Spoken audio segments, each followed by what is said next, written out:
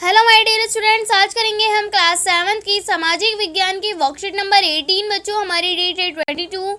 विद्यार्थी के नाम में आप अपना नाम लिखेंगे और कक्षा अध्यापक के नाम में आप अपनी टीचर का। ठीक है बच्चों, हम पढ़ने वाले वायु के बारे में। तो बच्चों स्टार्ट करते हैं। मौसम और जलवायु में अंतर देखते हैं सबसे पहले बच्चों। तो मौसम का पढ़ते हैं पहले बच्चों। किसी एक नियत स्थान की नियत समय पर वायुमंडलीय स्थानियों को मौसम कहते हैं। फिर इसमें कभी भी परिवर्तन हो सकता है। मौसम में परिवर्तन छोटे अंतराल में होता है। उदाहरण, अभी धूप का निकलना, थोड़े समय के बाद बारिश होना। ठीक है बच्चों, आपने तो यही देखा होगा कि अभी धूप निकल रही होती है और अचानक से बारिश होने लगती है। ठीक है, तो ये उदाहरण किसका है? हमारे मौसम का। ये अचानक चेंज हो जाता है। ठीक है, आप देख लेते हैं जलवायु बच्चों। ठीक है, तो पहला पॉइंट पढ़ते हैं इसका। एक नियत स्थान की एक दीर्घकाल की मौसम की औसत स्थिति को जलवायु कहते हैं। फिर सेकंड पढ़ेंगे आप बच्चों। जलवायु एक लंबे समय में होने वाली प्रक्रिया है, लगभग 25 वर्ष या अधिक। ठीक है, फिर है बच्चों हमारा थर्ड पॉइंट। जलवायु में परिवर्तन होने के लिए कई बार दशक लग जाती है। उदाहरण है बच्चों इसका, भारत की जलवायु मानसूनी प्रकार की है। ठीक है बच्चों। ठीक है बच्चों, तो अब नीचे हमारे क्रियाकलाप एक दे रखा है, तो वो पढ़ते हैं बच्चों।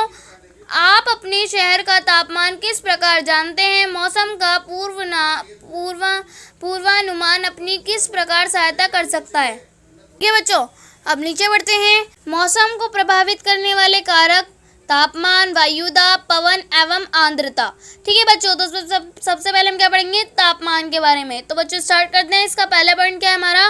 वायु में मौजूद ताप एवं शीतलता के परिणाम को तापमान कहते हैं।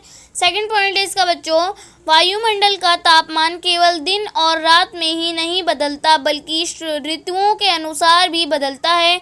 शीत ऋतु की अपेक्षा ग्रीष्म ऋतु ज़्यादा गर्म होती है।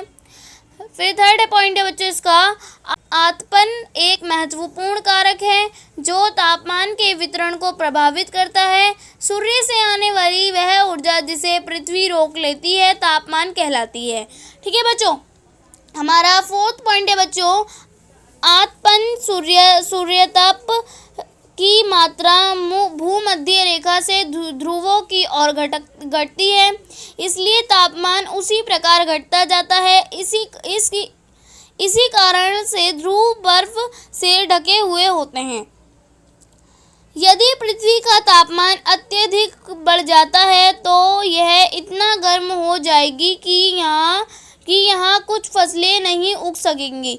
ठीक है बच्चों, फिर हमारा लास्ट है, गांवों की अपेक्षा शहरों का तापमान अधिक होता है क्योंकि शहरों में जनसंख्या अधिक होती है। वाहनों, फैक्ट्रियों एवं अन्य क्रियाकलापों में ईंधन की खपत अधिक होती है। ठीक है बच्चों, अब हम पढ़ेंगे तापमापी के बारे में।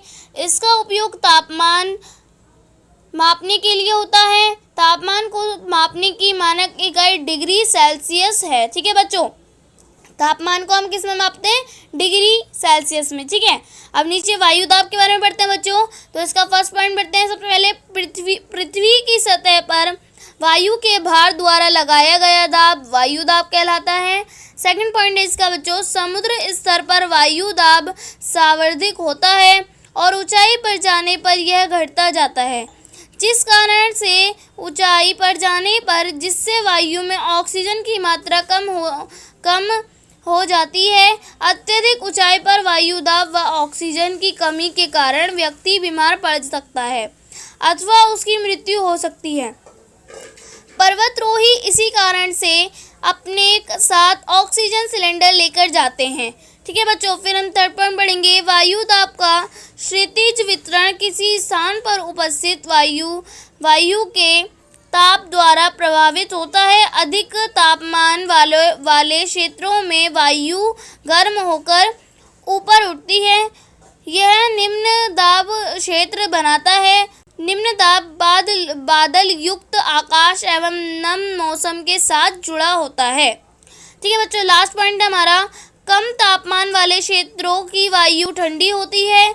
इसके फलस्वरूप यह भारी होती है। भारी वायु निमज्जित होकर उच्च दाब क्षेत्र बनाती है। उच्च दाब के कारण स्पष्ट एवं स्वच्छ आकाश होता है। ठीक है बच्चों, अब हम पढ़ेंगे वायु दाब मापी के बारे में। इसका उपयोग वायु दाब को मापने के लिए किया जाता है। यह है बच्चों हमारा वायु दाब मापी। ठीक है, आप देख सकते हैं। क्रियाकलाप 2 पढ़ते हैं बच्चों। अगले सप्ताह के तापमान को लिखिए एवं उसमें होने वाले परिवर्तन के एक नोट लिखिए। ठीक है बच्चों, तो आपको क्या करना है, अगले सप्ताह का तापमान को लिखना है और उसके लिए आपको उसके परिवर्तन पे भी एक नोट लिखना है। ठीक है, अब नीचे हमें कुछ क्वेश्चन आंसर दे रखे हैं बच्चों, तो फटाफट से कर लेते हैं। तो हमारा फर्स्ट क्वेश्चन है जैसे कि भूमध्य रेखा से ध्रुवों की तरफ जाने पर आतपन की मात्रा क्यों घटती है। ठीक है बच्चों, फिर हमारा सेकंड क्वेश्चन है गांवों की अपेक्षा शहरों में तापमान अधिक क्यों होता है। फिर बच्चों हमारा थर्ड क्वेश्चन है ठंडे क्षेत्रों में किस प्रकार का वायुदाब किस प्रकार का होता है। ठीक है बच्चों, तो फटाफट से इनके आंसर कर लेते हैं। जैसे हमारा फर्स्ट क्वेश्चन था बच्चों, भूमध्य रेखा से ध्रुव की तरफ जाने पर आपतन मात्रा क्यों घटती है। तो आप इसका उत्तर क्या लिखेंगे, भूमध्य रेखा पर सूर्य का प्रकाश सीधा पड़ता है जबकि ध्रुवों पर तिरछा। इसकी वजह से भूमध्य रेखा से ध्रुवों की तरफ जाने पर आपतन मात्रा घटती जाती है। ठीक है बच्चों, फिर हमारा सेकंड क्वेश्चन है बच्चों, गांव की अपेक्षा शहरों में तापमान अधिक क्यों होता है। तो आप इसका उत्तर लिखेंगे क्योंकि शहरों में जनसंख्या अधिक होती है, वाहनों, फैक्ट्रियों एवं अन्य क्रियाकलापों में ईंधन की खपत अधिक होती है। ठीक है बच्चों, फिर हमारा थर्ड क्वेश्चन है ठंडे क्षेत्रों में किस प्रकार का वायुदाब किस प्रकार होता है। तो आप इसका उत्तर लिखेंगे ठंडे क्षेत्रों में उच्च वायुदाब होता है। ठीक है बच्चों, तो आज की वर्कशीट हमारी यहीं पे कंप्लीट होती है। और अगर आपने मेरे चैनल को सब्सक्राइब नहीं किया है तो प्लीज़ मेरे चैनल को सब्सक्राइब कर लीजिए और बेल आइकन को ऑल पे सेट कर दीजिए ताकि मेरे आने वाली हर वीडियो का नोटिफिकेशन आपको सबसे पहले मिले। ठीक है बच्चों, तो मिलते हैं नेक्स्ट वीडियो में, तब तक के लिए टेक केयर, गुड बाय।